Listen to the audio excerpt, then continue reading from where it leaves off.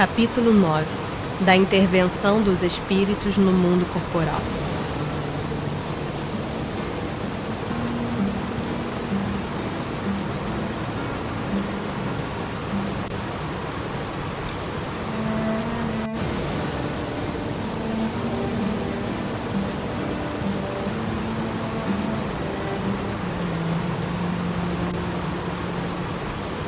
Faculdade que tem os espíritos de penetrar os nossos pensamentos. Veem os espíritos tudo o que fazemos? Podem ver, pois que constantemente vos rodeiam. Cada um, porém, só vê aquilo a que dá atenção. Não se ocupam com o que lhes é indiferente. Podem os espíritos conhecer os nossos mais secretos pensamentos? Muitas vezes chegam a conhecer o que desejarias ocultar de vós mesmos. Nem atos, nem pensamentos se lhes podem dissimular. Assim, mais fácil nos seria ocultar de uma pessoa viva qualquer coisa do que esconder dessa mesma pessoa depois de morta? Certamente. Quando vos julgais muito ocultos, é comum terdes ao vosso lado uma multidão de espíritos que vos observam. Que pensam de nós os espíritos que nos cercam e observam? Depende. Os levianos riem das pequenas partidas que vos pregam e zombam das vossas impaciências. Os espíritos sérios se compadecem dos vossos reveses e procuram ajudá-vos. Influência oculta dos espíritos em nossos pensamentos e atos. Influem os espíritos em nossos pensamentos e em nossos atos? Muito mais do que imaginais. Influem a tal ponto que de ordinário são eles que vos dirigem. De par com os pensamentos que nos são próprios, outros haverá que nos sejam sugeridos? Vossa alma é um espírito que pensa. Não ignorais que frequentemente muitos pensamentos vos acodem a um tempo sobre o mesmo assunto, e não raro contrários uns aos outros? Pois bem, no conjunto deles estão sempre de mistura os vossos com os nossos. Daí a incerteza em que vos vedes. É que tendes em vós duas ideias a se combater. Como havemos de distinguir os pensamentos que nos são próprios dos que nos são sugeridos? Quando um pensamento vos é sugerido, tendes a impressão de que alguém vos fala. Geralmente os pensamentos próprios são os que acodem em primeiro lugar.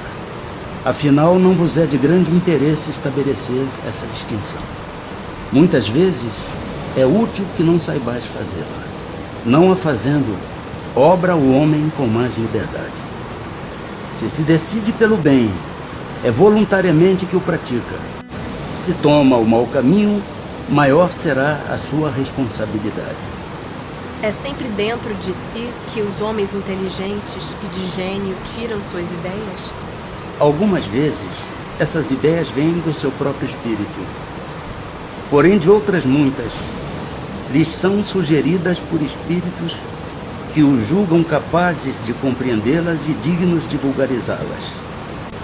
Quando tais homens não as acham em si mesmos, apelam para a inspiração. Fazem assim, sem o suspeitarem, uma verdadeira evocação.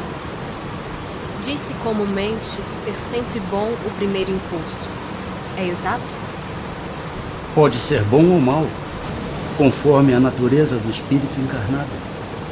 É sempre bom naquele que atende às boas inspirações.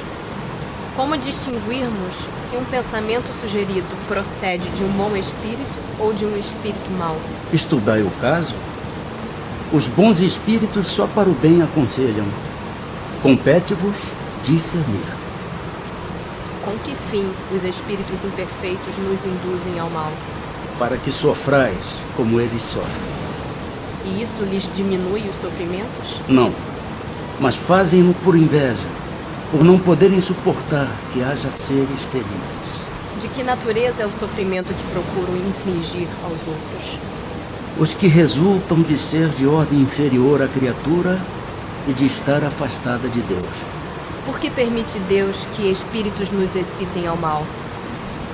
Os espíritos imperfeitos são instrumentos próprios a pôr em prova a fé e a constância dos homens na prática do bem. Como espírito que és, tens que progredir na ciência do infinito.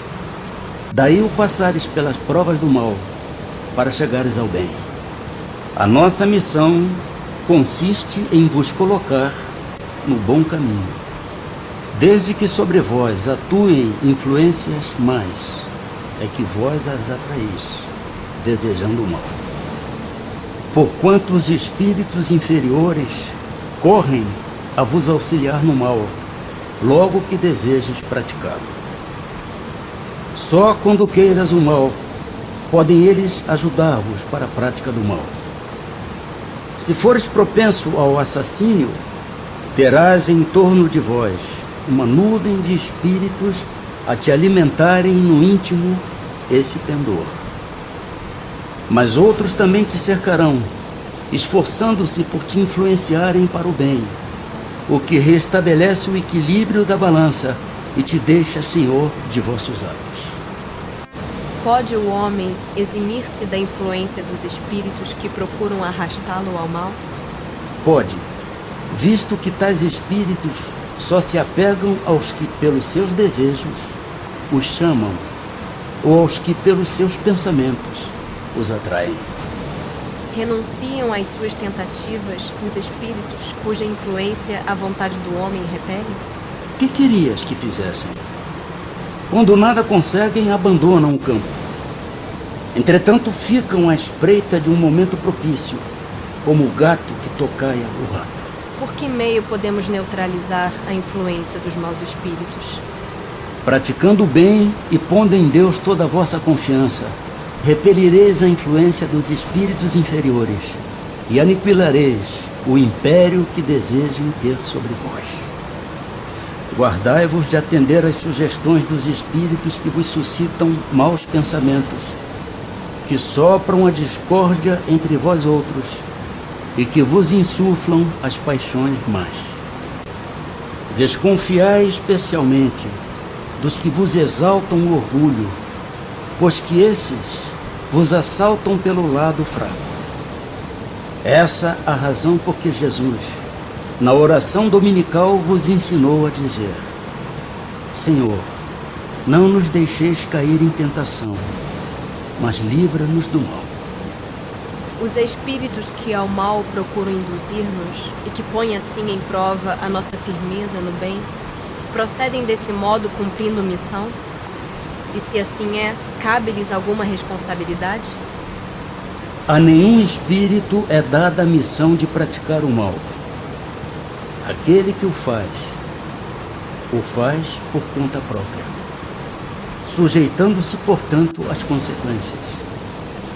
Pode Deus permitir-vos que assim proceda, para vos experimentar. Nunca, porém, vos determina tal procedimento. Compete-vos, pois, repeli-lo. Quando experimentamos uma sensação de angústia, de ansiedade indefinível ou de íntima satisfação, sem que lhe conheçamos a causa, devemos atribuí-la unicamente a uma disposição física?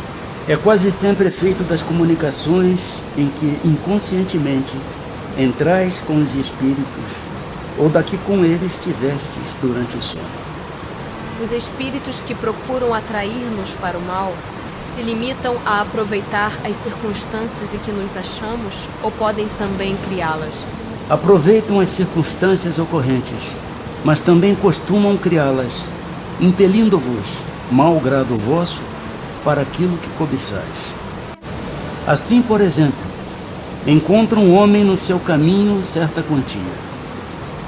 Não penses tenham sido os espíritos que a trouxeram para ali, mas eles podem inspirar ao homem a ideia de tomar aquela direção e sugerir-lhe depois a de se apoderar da importância achada, enquanto outros lhe sugerem a de restituir o dinheiro ao seu legítimo dono.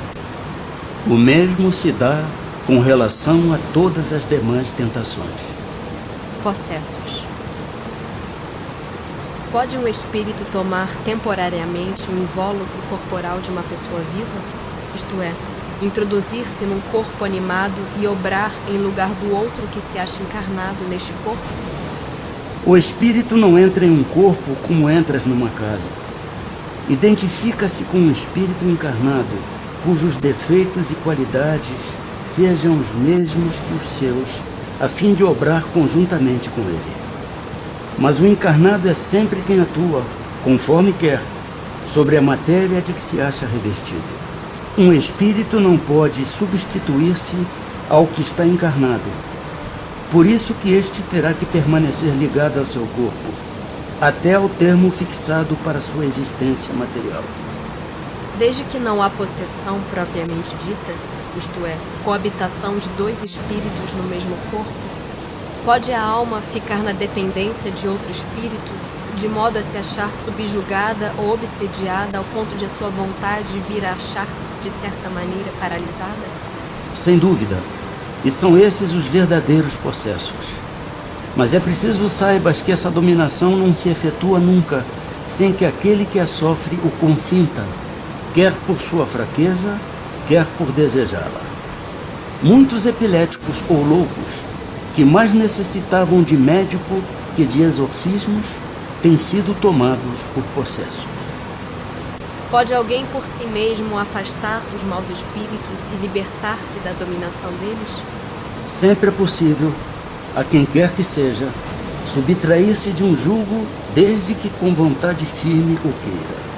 Mas não pode acontecer que a fascinação exercida pelo mau espírito seja de tal ordem que o subjugado não a perceba? Sendo assim, poderá uma terceira pessoa fazer que cesse a sujeição da outra? E nesse caso, qual deve ser a condição dessa terceira pessoa? Sendo ela um homem de bem, a sua vontade poderá ter eficácia, desde que apele para o concurso dos bons espíritos. Porque quanto mais digna for a pessoa, tanto maior poder terá sobre os espíritos imperfeitos para afastá-los e sobre os bons para os atrair.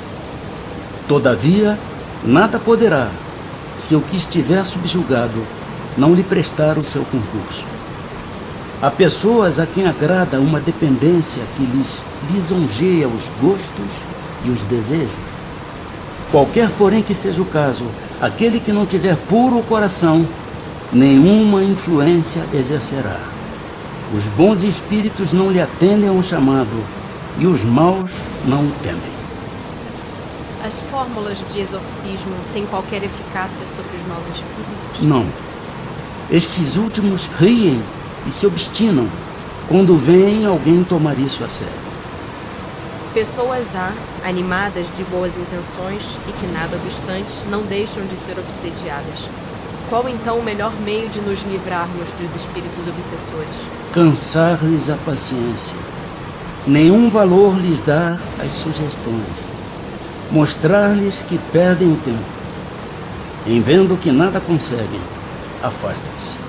A prece é meio eficiente para a cura da obsessão? A prece é em tudo um poderoso auxílio. Mas crede que não basta que alguém murmure algumas palavras para que obtenha o que deseja.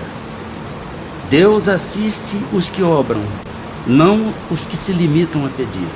É, pois, indispensável que o obsidiado faça por sua parte o que se torne necessário para destruir em si mesmo a causa da atração dos maus espíritos.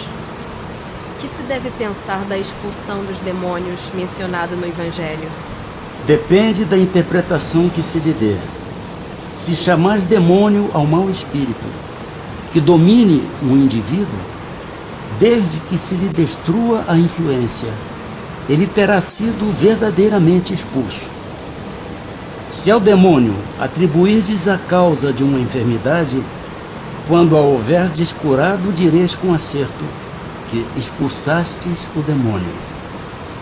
Uma coisa pode ser verdadeira ou falsa, conforme o sentido que empresteis às palavras.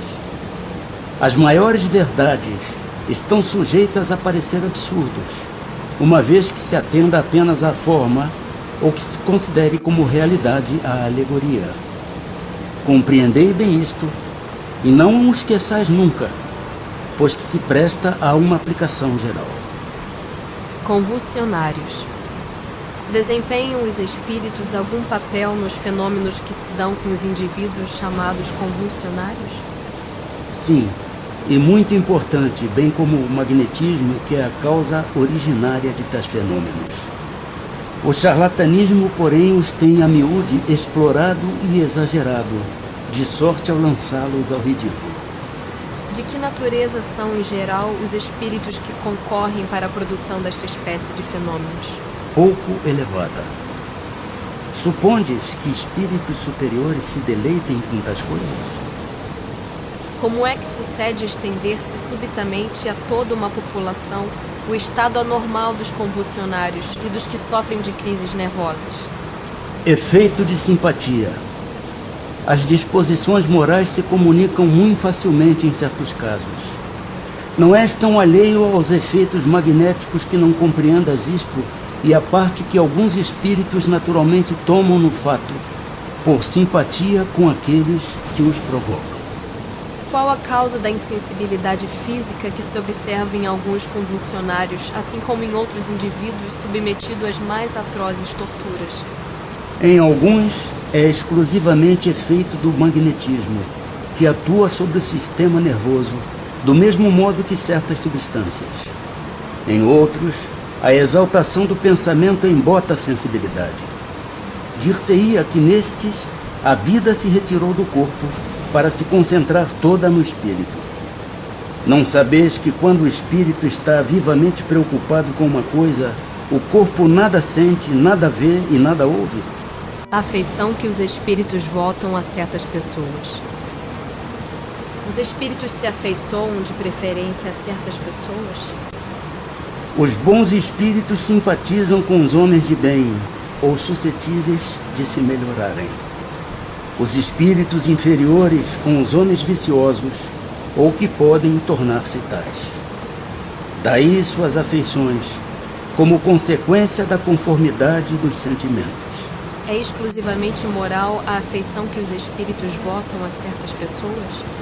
A verdadeira afeição nada tem de carnal. Mas quando um espírito se apega a uma pessoa, nem sempre o faz só por afeição.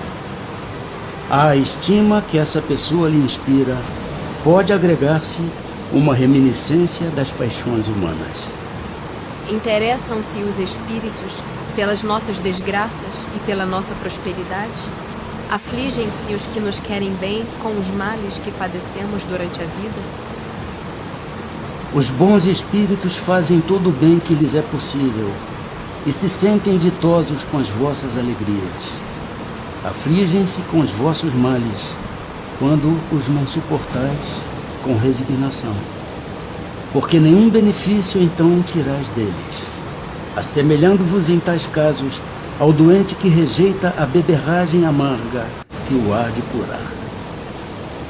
Dentre os nossos males, de que natureza são os de que mais se afligem os espíritos por nossa causa? Serão os males físicos ou os morais? O vosso egoísmo e a dureza dos vossos corações. Daí decorre tudo mais. Riem-se de todos esses males imaginários que nascem do orgulho e da ambição. Rejubilam com os que redundam na abreviação do tempo das vossas provas. Os parentes e amigos que nos precederam na outra vida, maior simpatia nos votam do que os espíritos que nos são estranhos? Sem dúvida, e quase sempre vos protegem como espíritos, de acordo com o poder de que dispõem. São sensíveis à afeição que lhes conservamos? Muito sensíveis, mas esquecem-se daqueles que os esquecem. Anjos da guarda. Espíritos protetores, familiares ou simpáticos. Há espíritos que se liguem em particular ao indivíduo para protegê-lo? Há o irmão espiritual, o que chamais o bom espírito ou o bom gênio. Que se deve entender por anjo de guarda ou anjo guardião? O espírito protetor, pertencente a uma ordem elevada. Qual a missão do espírito protetor? A de um pai com relação aos filhos. A de guiar o seu protegido pela senda do bem, auxiliá-lo com seus conselhos, consolá-lo nas suas aflições, levantar-lhe o ânimo nas provas da vida. O espírito protetor se dedica ao indivíduo desde o seu nascimento? Desde o nascimento até a morte, e muitas vezes o acompanha na vida espírita depois da morte, e mesmo através de muitas existências corpóreas, que mais não são do que fases curtíssimas da vida do espírito. É voluntária ou obrigatória a missão do espírito protetor? O espírito fica obrigado a vos assistir, uma vez que aceitou esse encargo. Cabe-lhe, porém, o direito de escolher seres que lhe sejam simpáticos. Para alguns, é um prazer. Para outros, missão ou dever. Renuncia o espírito a proteger outros indivíduos? Não, mas protege-os menos exclusivamente. O espírito protetor fica fatalmente preso à criatura confiada à sua guarda? Frequentemente sucede que alguns espíritos deixam suas posições de protetores para desempenhar diversas missões, mas nesse caso, outros os substituem. Poderá dar-se que o espírito protetor abandone o seu protegido por se lhe mostrar este rebelde aos conselhos? Afasta-se quando vê que seus conselhos são inúteis e que mais forte é no seu protegido a decisão de submeter-se à influência dos espíritos inferiores. Mas não o abandona completamente e sempre se faz ouvir. É então o homem quem tapa os ouvidos. O protetor volta, desde que este o chame. Instruções dos Espíritos. São Luís, Santo Agostinho. É uma doutrina esta dos anjos guardiães, que pelo seu encanto e doçura deverá converter os mais incrédulos.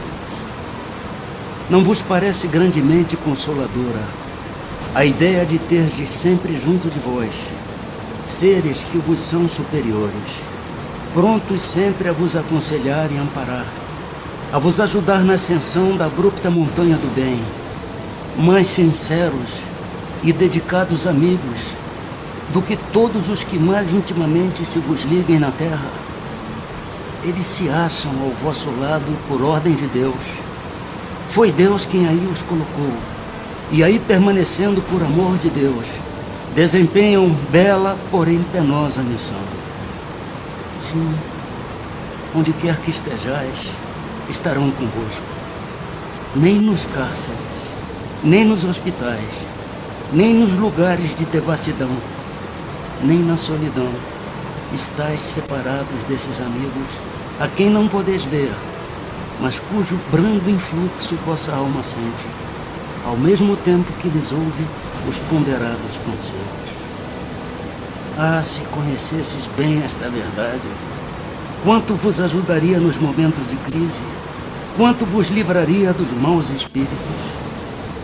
Mas, ó, quantas vezes no dia solene não se verá esse anjo constrangido a vos observar.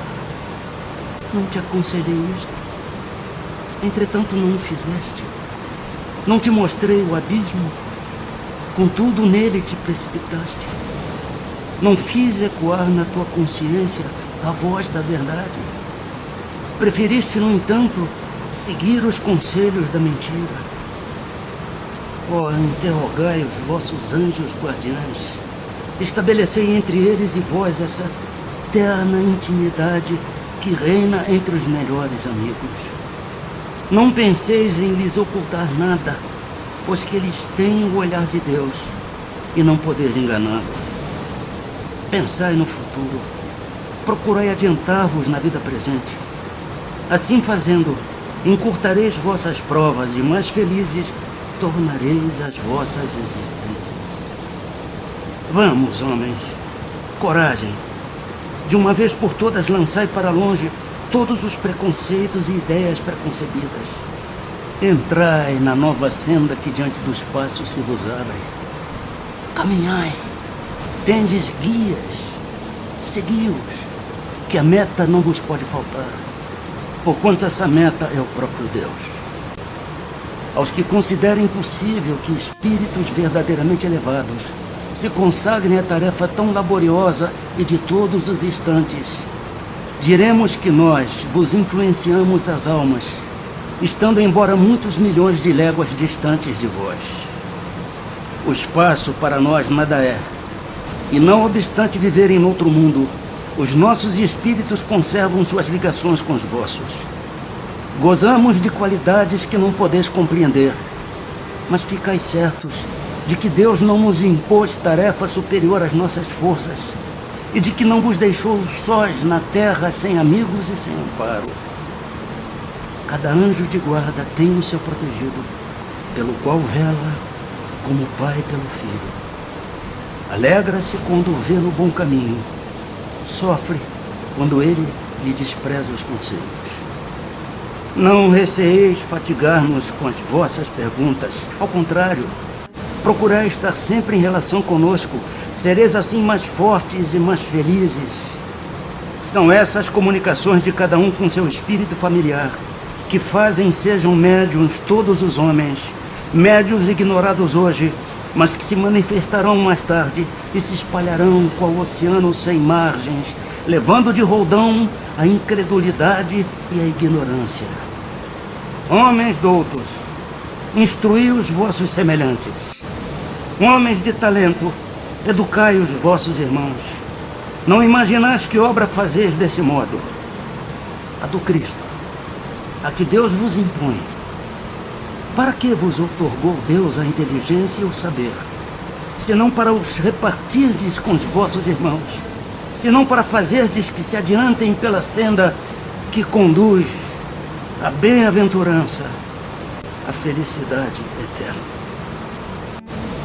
O espírito que abandona o seu protegido, que deixa de lhe fazer bem, pode fazer-lhe mal? Os bons espíritos nunca fazem mal. Deixam que o façam aqueles que lhes tomam o lugar. Costumais então lançar à conta da sorte as desgraças que vos acabrunham, quando só as sofreis por culpa vossa? Pode um espírito protetor deixar o seu protegido à mercê de outro espírito que lhe queira fazer mal? Os maus espíritos se unem para neutralizar a ação dos bons. Mas se o quiser, o protegido dará toda a força ao seu protetor. Pode acontecer que o bom espírito encontre em outro lugar uma boa vontade a ser auxiliada. Aplica-se então em auxiliá-la, aguardando que seu protegido lhe volte. Será por não poder lutar contra espíritos malévolos que um espírito protetor deixa que seu protegido se transvie na vida? Não é porque não possa, mas porque não quer. E não quer porque das provas sai o seu protegido mais instruído e perfeito. Assiste-o sempre com seus conselhos, dando-os por meio dos bons pensamentos que lhe inspira, porém que quase nunca são atendidos. A fraqueza, o descuido, o orgulho do homem são exclusivamente o que empresta força aos maus espíritos, cujo poder todo advém do fato de não lhes opordes resistência. O espírito protetor está constantemente com o seu protegido? Não haverá alguma circunstância em que, sem abandoná-lo, ele o perca de vista? Há circunstâncias em que não é necessário esteja o espírito protetor junto do seu protegido. Momentos haverá em que o espírito deixe de precisar de então por diante do seu protetor? Sim, quando ele atinge o ponto de poder guiar-se a si mesmo, como sucede ao estudante para qual um momento chega em que não mais precisa do mestre. Isso, porém, não se dá na Terra. Por que oculta a ação dos espíritos sobre a nossa existência? E por que, quando nos protegem, não o fazem de modo ostensivo? Se vos fosse dado contar sempre com a ação deles, não trabalharias por vós mesmos, e o vosso espírito não progrediria.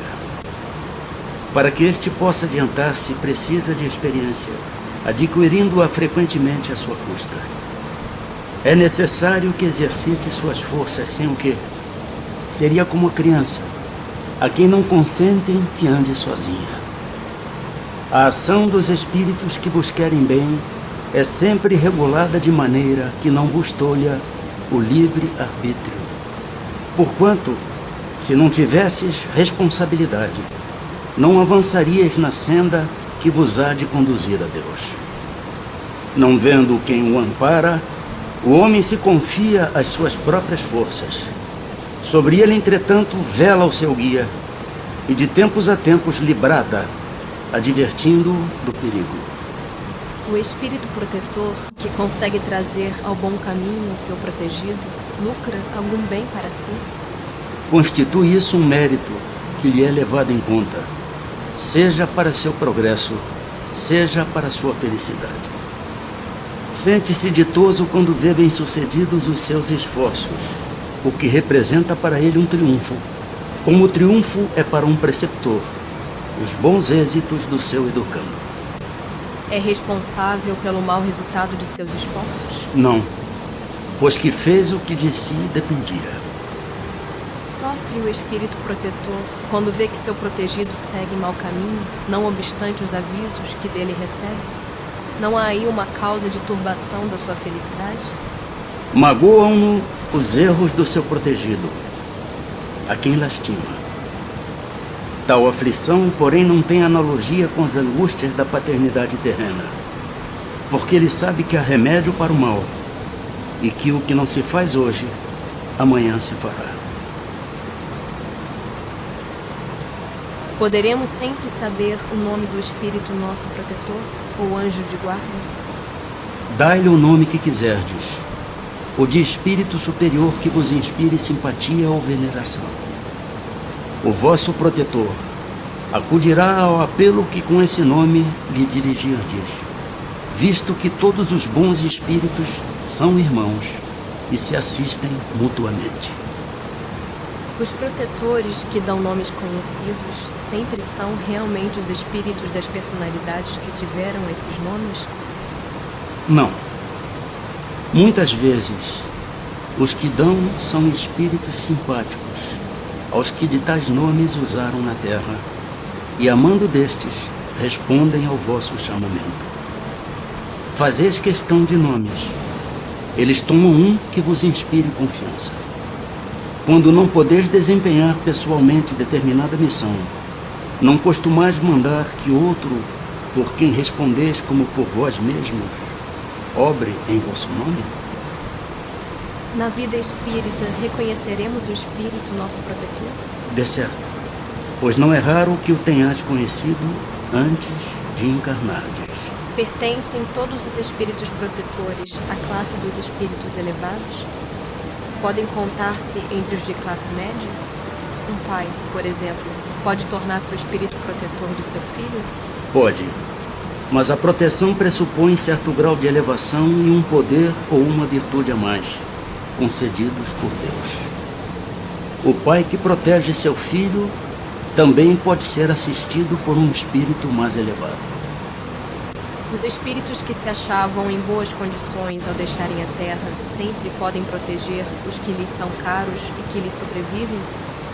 Mais ou menos restrito é o poder de que desfrutam.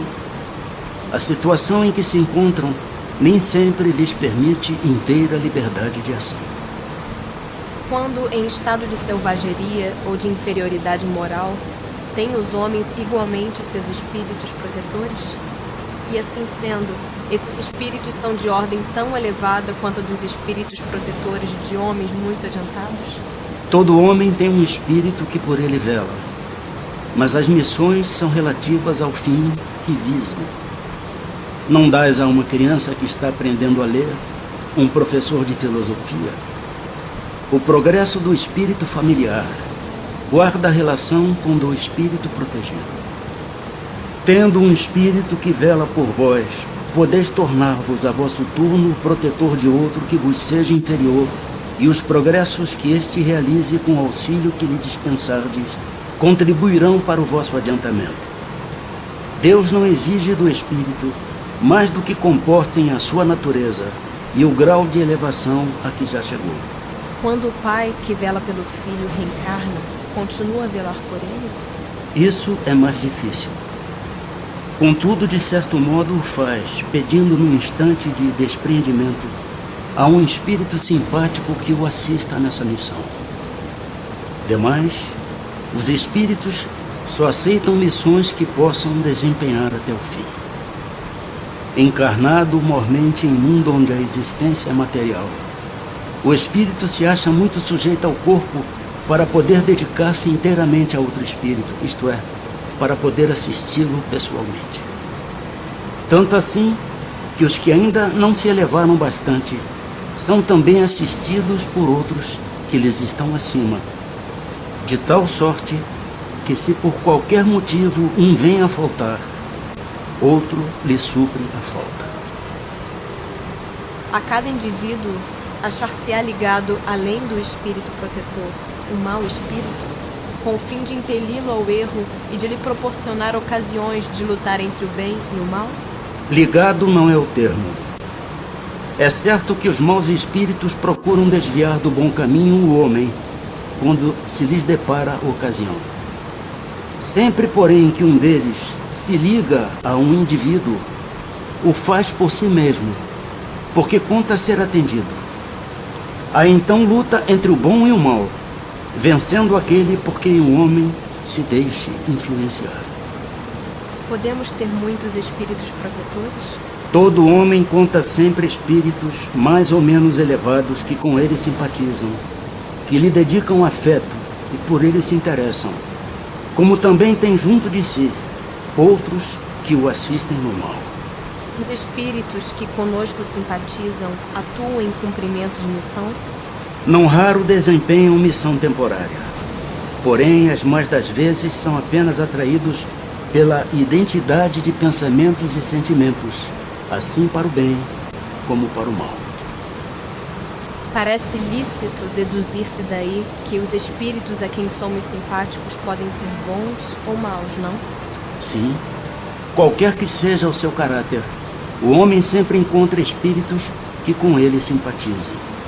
Os espíritos familiares são os mesmos a quem chamamos espíritos simpáticos ou espíritos protetores?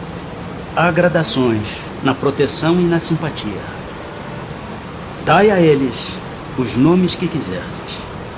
O espírito familiar é antes o amigo da casa. O que se há de pensar dessas pessoas que se ligam a certos indivíduos para levá-los à perdição ou para guiá-los pelo bom caminho?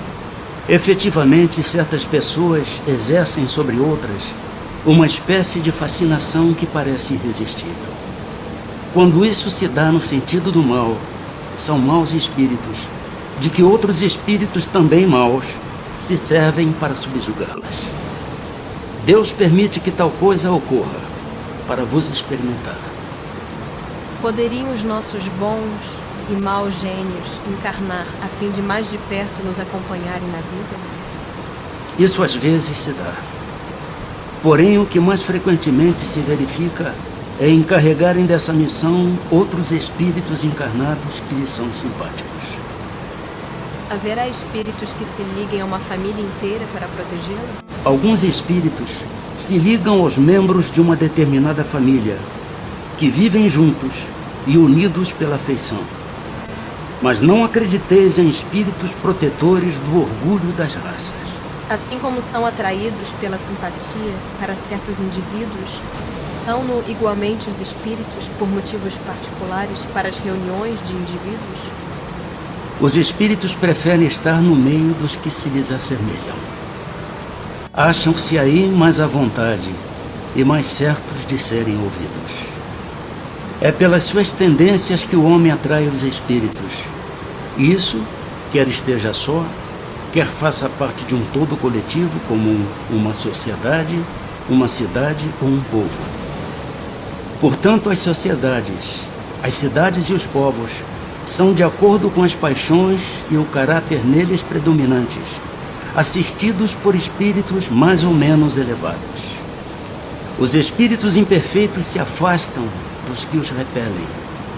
Segue-se que o aperfeiçoamento moral das coletividades, como o dos indivíduos, tende a afastar os maus espíritos e atrair os bons, que estimulam e alimentam nelas o sentimento do bem, como outros lhes podem alimentar as paixões grosseiras. As aglomerações de indivíduos, como as sociedades, as cidades, as nações, tem espíritos protetores especiais? Tem. Pela razão de que esses agregados são individualidades coletivas que, caminhando para um objetivo comum, precisam de uma direção superior. Os espíritos protetores das coletividades são de natureza mais elevada do que os que se ligam aos indivíduos? Tudo é relativo ao grau de adiantamento, quer se trate de coletividades, quer de indivíduos. Podem certos espíritos auxiliar o progresso das artes, protegendo os que às artes se dedicam?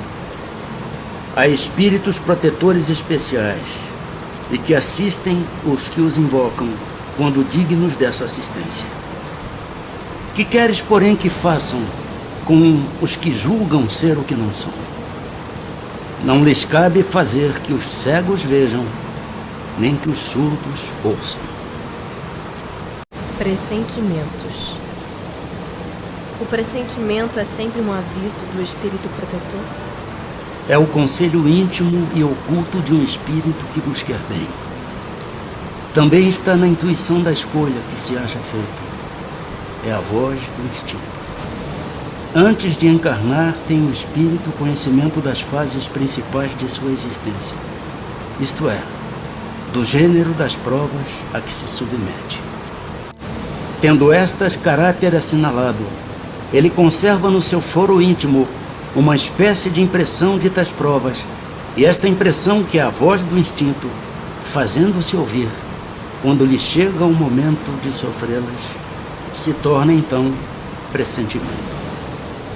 Acontecendo que os pressentimentos e a voz do instinto são sempre algum tanto vagos, que devemos fazer na incerteza em que ficamos? Quando te achares na incerteza, invoca o teu bom espírito, ou ora a Deus, soberano Senhor de todos, e ele te enviará um de seus mensageiros, um de nós. Os avisos dos espíritos protetores objetivam unicamente o nosso procedimento moral, ou também o proceder que devamos adotar nos assuntos da vida particular? Tudo. Eles se esforçam para que vivais o melhor possível. Mas quase sempre tapais os ouvidos aos avisos salutares e vos tornais desgraçados por culpa vossa. Influência dos espíritos nos acontecimentos da vida. Exercem essa influência por outra forma que não apenas pelos pensamentos que sugerem, isto é, têm ação direta sobre o cumprimento das coisas? Sim, mas nunca atuam fora das leis da natureza. Tendo como tem ação sobre a matéria, podem os espíritos provocar certos efeitos com o objetivo de que se dê um acontecimento? Por exemplo, um homem tem que morrer. Sobe uma escada, a escada se quebra e ele morre da queda. Foram os espíritos que quebraram a escada para que o destino daquele homem se cumprisse? É exato que os espíritos têm ação sobre a matéria, mas para cumprimento das leis da natureza, não para as derrogar, fazendo que em dado momento ocorra um sucesso inesperado e em contrário àquelas leis. No exemplo que figuraste, a escada se quebrou porque se achava podre ou por não ser bastante forte para suportar o peso de um homem. Se era destino daquele homem perecer de tal maneira, os espíritos lhe inspirariam a ideia de subir a escada em questão, que teria de quebrar-se com seu peso, resultando-lhe daí a morte por um efeito natural, e sem que para isso fosse necessário a produção de um milagre. Tomemos outro exemplo em que não entre a matéria em seu estado natural. Um homem tem que morrer fulminado pelo raio. Refugia-se debaixo de uma árvore. Estala o raio e o mata. Poderá dar se tenham sido os espíritos que provocaram a produção do raio e que o dirigiram para o homem? Dá-se o mesmo que anteriormente. O raio caiu sobre aquela árvore em tal momento, porque estava nas leis da natureza que assim acontecesse. Não foi encaminhado para a árvore por se achar debaixo dela o homem. A este, sim, foi inspirada a ideia de se abrigar debaixo de uma árvore, sobre a qual cairia o raio, porquanto a árvore não deixaria de ser atingida, só por não lhe estar debaixo da fronde o homem. No caso de uma pessoa mal intencionada disparar sobre outra um projetil que apenas lhe passe perto sem a atingir, poderá ter sucedido que um espírito bondoso haja desviado o projetil? Se o indivíduo alvejado não tem que perecer desse modo, o espírito bondoso lhe inspirará a ideia de se desviar, ou então poderá ofuscar o que empunha a arma, de sorte a fazê-lo apontar mal. Porquanto, uma vez disparada a arma, o projetil segue a linha que tem de percorrer. Que se deve pensar das balas encantadas de que falam algumas lendas e que fatalmente atingem o alvo? Pura imaginação.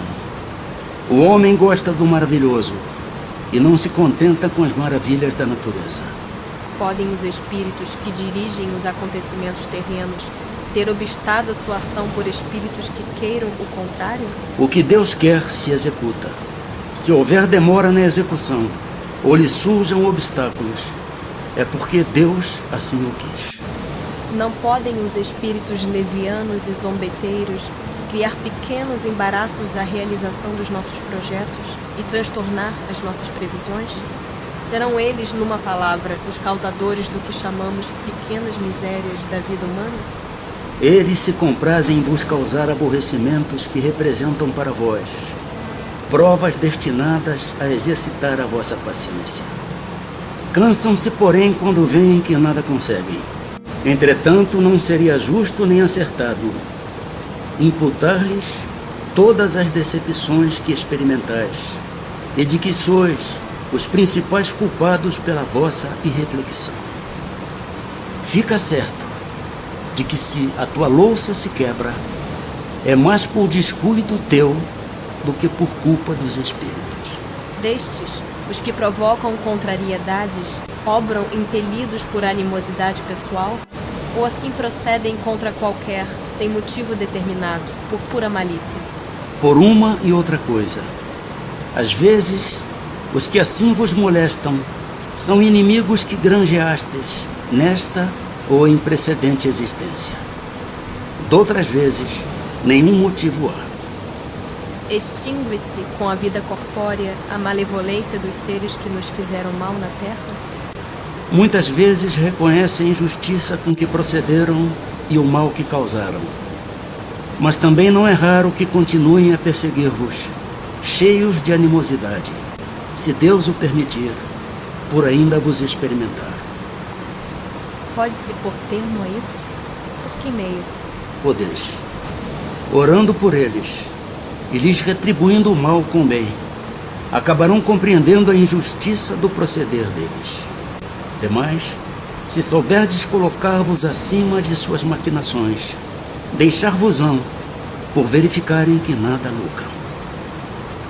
Têm os espíritos o poder de afastar de certas pessoas os males e de favorecê-las com a prosperidade? De todo não, porquanto há males que estão nos decretos da providência. Amenizam-vos, porém, as dores, dando-vos paciência e resignação.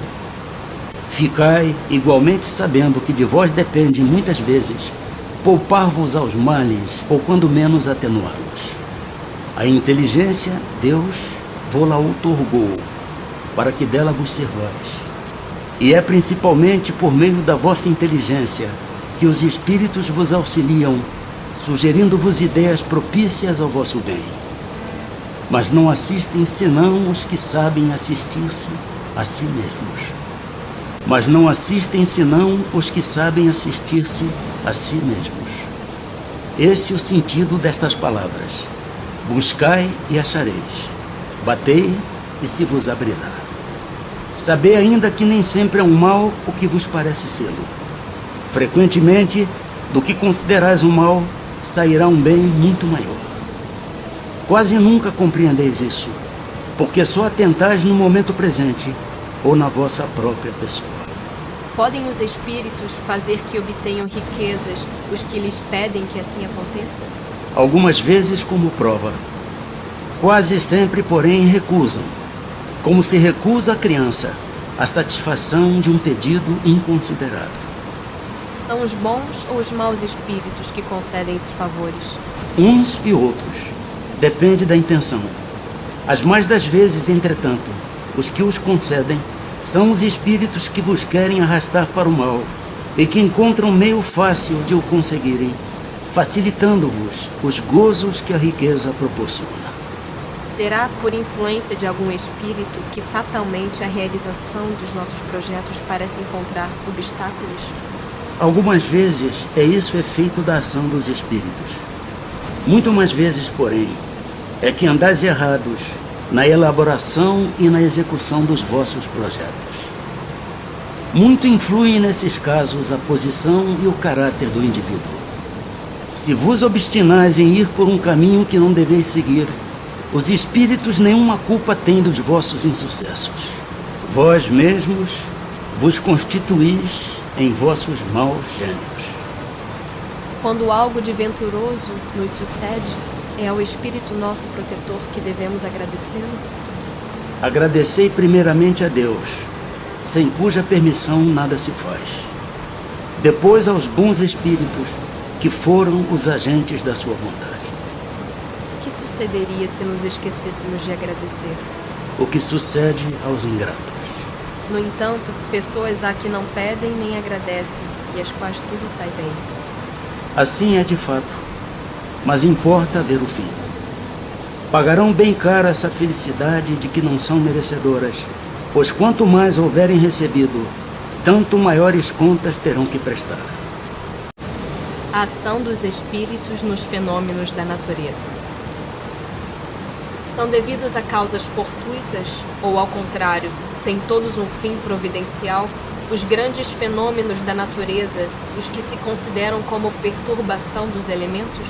Tudo tem uma razão de ser, e nada acontece sem a permissão de Deus. Objetivam sempre o homem esses fenômenos? Às vezes tem como imediata razão de ser o homem. Na maioria dos casos, entretanto, tem por único motivo o restabelecimento do equilíbrio e da harmonia das forças físicas da natureza. Concebemos perfeitamente que a vontade de Deus seja a causa primária, nisto como em tudo. Porém, sabendo que os espíritos exercem ação sobre a matéria e que são os agentes da vontade de Deus, perguntamos se alguns dentre eles não exercerão certa influência sobre os elementos para os agitar, acalmar ou dirigir. Mas, evidentemente, nem poderia ser de outro modo. Deus não exerce ação direta sobre a matéria. Ele encontra agentes dedicados em todos os graus da escala dos mundos. A mitologia dos antigos se fundava inteiramente em ideias espíritas, com a única diferença de que consideravam os espíritos como divindades. Representavam esses deuses ou esses espíritos com atribuições especiais. Assim, uns eram encarregados dos ventos, outros do raio, outros de presidir ao fenômeno da vegetação e etc. Semelhante crença é totalmente destituída de fundamento? Tão pouco destituída é de fundamento que ainda está muito aquém da verdade. Poderá então haver espíritos que habitem no interior da Terra e presidam aos fenômenos geológicos? Tais espíritos não habitam positivamente a Terra. Presidem aos fenômenos e os dirigem de acordo com as atribuições que têm. Dia virá em que recebereis a explicação de todos esses fenômenos e os compreendereis melhor. Formam categoria especial no mundo espírita os espíritos que presidem aos fenômenos da natureza? Serão seres à parte ou espíritos que foram encarnados como nós? Que foram ou que o serão. Pertencem esses espíritos às ordens superiores ou às inferiores da hierarquia espírita? Isso é conforme seja mais ou menos material, mais ou menos inteligente o papel que desempenhem. Uns mandam, outros executam. Os que executam coisas materiais são sempre de ordem inferior. Assim entre os espíritos, como entre os homens. A produção de certos fenômenos, das tempestades, por exemplo, é obra de um só espírito ou muitos se reúnem formando grandes massas para produzi-los? Reúnem-se em massas inumeráveis. Os espíritos que exercem ação nos fenômenos da natureza operam com conhecimento de causa, usando do livre-arbítrio, ou por efeito de instintivo ou irrefletido impulso? Uns sim, outros não. Estabeleçamos uma comparação. Considera essas miríades de animais que, pouco a pouco, fazem emergir do mar ilhas e arquipélagos. Julgas que não há aí um fim providencial e que essa transformação da superfície do globo não seja necessária à harmonia geral? Entretanto, são animais de ínfima ordem que executam essas obras, provendo as suas necessidades e sem suspeitarem de que são instrumentos de Deus. Pois bem, do mesmo modo, os espíritos mais atrasados oferecem utilidade ao conjunto, enquanto se ensaiam para a vida, antes que tenham plena consciência de seus atos e estejam no gozo pleno do livre-arbítrio, atuam em certos fenômenos de que inconscientemente se constituem os agentes. Primeiramente, executam. Mais tarde, quando suas inteligências já houverem alcançado um certo desenvolvimento, ordenarão e dirigirão as coisas do mundo material. Depois poderão dirigir as do mundo moral. É assim que tudo serve, que tudo se encadeia na natureza, desde o átomo primitivo até o arcanjo, que também começou por ser átomo. Admirável lei de harmonia, que o vosso acanhado espírito ainda não pôde apreender em seu conjunto. Os espíritos durante os combates. Durante uma batalha, há espíritos assistindo e amparando cada um dos exércitos? Sim, e que lhes estimulam a coragem. Estando numa guerra, a justiça sempre de um dos lados, como pode haver espíritos que tomem o partido dos que se batem por uma causa injusta? Bem sabeis haver espíritos que só se comprazem na discórdia e na destruição. Para esses, a guerra é a guerra. A justiça da causa pouco os preocupa. Podem alguns espíritos influenciar o general na concepção de seus planos de campanha? Sem dúvida alguma, podem influenciá-lo nesse sentido, como com relação a todas as concepções. Poderiam maus espíritos suscitar-lhe planos errôneos com o fim de levá-lo à derrota? Podem, mas não tem ele o livre-arbítrio? Se não tiver critério bastante para distinguir uma ideia falsa, sofrerá as consequências, e melhor faria se obedecesse, em vez de comandar. Pode alguma vez o general ser guiado por uma espécie de dupla vista, por uma visão intuitiva que lhe mostre de antemão o resultado de seus planos? Isso se dá frequentemente com um homem de gênio. É o que ele chama inspiração, e o que faz com que ele obre com uma espécie de certeza. Essa inspiração lhe vem dos espíritos que o dirigem, os quais se aproveitam das faculdades de que o vêm dotado. No tumulto dos combates, o que se passa com os espíritos dos que sucumbem? Continuam, após a morte, a interessar-se pela batalha? Alguns continuam a interessar-se, outros se afastam. Após a morte, os espíritos que, como vivos, se guerreavam, continuam a considerar-se inimigos e se conservam encarniçados uns contra os outros? Nessas ocasiões, o espírito nunca está calmo. Pode acontecer que nos primeiros instantes, depois da morte, ainda odeie o seu inimigo e mesmo o persiga. Quando, porém, se lhe restabelece a serenidade nas ideias, vê que nenhum fundamento há mais para a sua animosidade. Contudo, não é impossível que dela guarde vestígios mais ou menos fortes, conforme o seu caráter. Continua a ouvir o rumor da batalha? Perfeitamente. O espírito que, como espectador, assiste calmamente a um combate, observa o ato de separar-se a alma do corpo? Como é que esse fenômeno se lhe apresenta à observação? Raras são as mortes verdadeiramente instantâneas. Na maioria dos casos, o espírito cujo corpo acaba de ser mortalmente ferido não tem consciência imediata desse fato. Somente quando ele começa a reconhecer a nova condição em que se acha, é que os assistentes podem distingui-lo a mover-se ao lado do cadáver. Parece isso tão natural que nenhum efeito desagradável lhe causa a vista do corpo morto. Tendo-se a vida toda concentrado no espírito, só ele prende a atenção dos outros.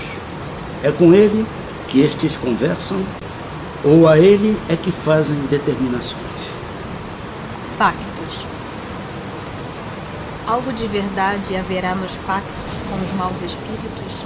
Não, não há pactos. Há, porém, naturezas más que simpatizam com os maus espíritos. Por exemplo, queres atormentar o teu vizinho e não sabes como has de fazer. Chamas então por espíritos inferiores que, como tu, só querem o mal e que, para te ajudarem, exigem que também os sirvas em seus maus desígnios. Mas não se segue que o teu vizinho não possa livrar-se deles por meio de uma conjuração oposta e pela ação da sua vontade. Aquele que intenta praticar uma ação má, pelo simples fato de alimentar essa intenção, chama em seu auxílio maus espíritos, aos quais fica então obrigado a servir, porque dele também precisam esses espíritos para o mal que queiram fazer. Nisto apenas é que consiste o pacto. Qual o sentido das lendas fantásticas em que figuram indivíduos que teriam vendido suas almas a Satanás para obterem certos favores? Todas as fábulas encerram um ensinamento e um sentido moral. O vosso erro consiste em tomá-las ao pé da letra. Isso a que te referes é uma alegoria que se pode explicar desta maneira. Aquele que chama em seu auxílio os espíritos, para deles obter riquezas ou qualquer outro favor, rebela-se contra a providência. Renuncia à missão que recebeu e às provas que lhe cumpre suportar neste mundo. Sofrerá na vida futura as consequências desse ato. Não quer isto dizer que sua alma fique para sempre condenada à desgraça. Mas desde que, em lugar de se desprender da matéria, nela cada vez se enterra mais, não terá no mundo dos espíritos a satisfação de que haja gozado na terra, até que tenha resgatado a sua falta por meio de novas provas, talvez maiores e mais penosas. Coloca-se por amor dos gozos materiais, na dependência dos espíritos impuros. Estabelece-se assim, tacitamente entre estes e o delinquente, um pacto que o leva à sua perda, mas que lhe será sempre fácil romper, se o quiser firmemente, granjeando a assistência dos bons espíritos. Poder oculto. Talismãs. Feiticeiros. Pode um homem mau, com o auxílio de um mau espírito que lhe seja dedicado, fazer mal ao seu próximo? Não. Deus não o permitiria. O que se deve pensar da crença no poder que certas pessoas teriam de enfeitiçar? Algumas pessoas dispõem de grande força magnética, de que podem fazer mau uso, se maus forem seus próprios espíritos, caso em que possível se torna serem secundados por outros espíritos maus. Não creias, porém, num pretenso poder mágico que só existe na imaginação de criaturas supersticiosas, ignorantes das verdadeiras leis da natureza. Os fatos que citam como prova da existência desse poder são fatos naturais, mal observados e, sobretudo, mal compreendidos. Que efeito podem produzir as fórmulas e práticas mediante as quais pessoas há que pretendem dispor do concurso dos espíritos? O efeito de torná-las ridículas, se procedem de boa fé. No caso contrário, são tratantes que merecem castigo. Todas as fórmulas são mera charlatanaria.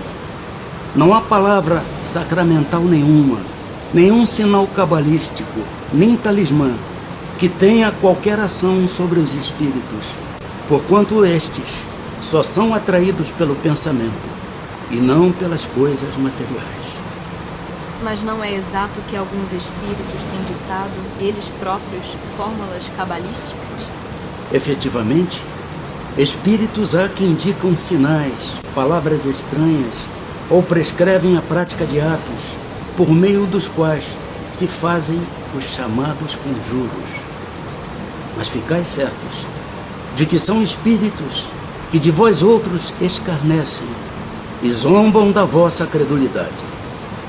Não pode aquele que, com ou sem razão, confia no que chama a virtude de um talismã, atrair um espírito por efeito mesmo dessa confiança, visto que então o que atua é o pensamento, não passando o talismã de um sinal que apenas lhe auxilia a concentração? É verdade, mas da pureza da intenção e da elevação dos sentimentos depende a natureza do espírito que é atraído. Ora, muito raramente, aquele que seja bastante simplório para acreditar na virtude de um talismã deixará de colimar um fim mais material do que moral.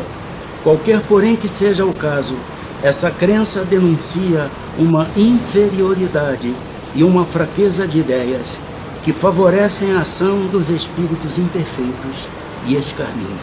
Que sentido se deve dar ao qualificativo de feiticeiro?